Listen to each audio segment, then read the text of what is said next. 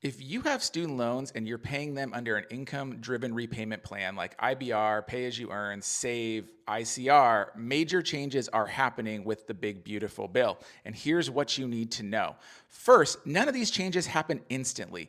They have at least added in a grace period and a transition period to this so that nothing is happening the second the bill is signed. That is a huge relief for borrowers.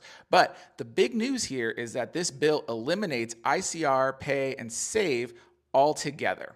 And if you are in these plans, you will be transitioned into the IBR program, depending on when you took out your loan. Or if you don't make a selection and you don't qualify for these plans, you'll be transitioned to the RAP plan, the Repayment Assistance Program.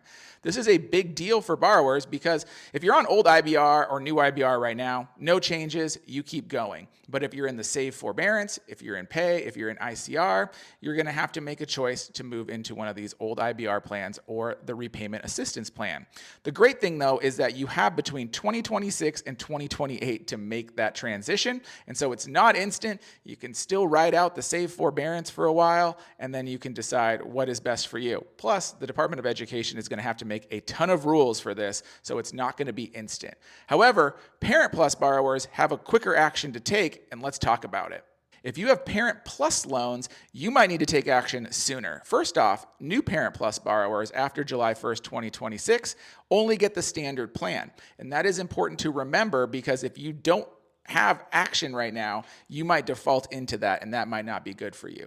Existing Parent Plus borrowers need to consolidate and be on ICR before June 30th, 2026, or else they lose access to all the repayment plans. So you have 1 year, Parent Plus loan borrowers, 1 year. If you don't want to go into the standard plan, but maybe you do. Maybe you're already on it and it doesn't matter. But if you want access to ICR, if you're planning on getting student loan forgiveness using public service loan forgiveness, you have 1 year to consolidate and make sure that you are on ICR.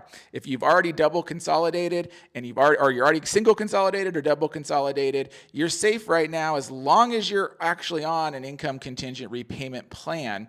You will default into the amended IBR at 15% between 2026 and 2028. But really, I'm worried about the Parent Plus loan borrowers that haven't consolidated and haven't taken action on their student loans. You have 1 year to do so. So hopefully this helps. There's still a lot of changes here for existing student loan borrowers. It's not super easy. It's pretty wonky. And of course, we have the full link in bio, link in description. Make sure you like, subscribe, and we will always be here to help you navigate all this higher education and money stuff.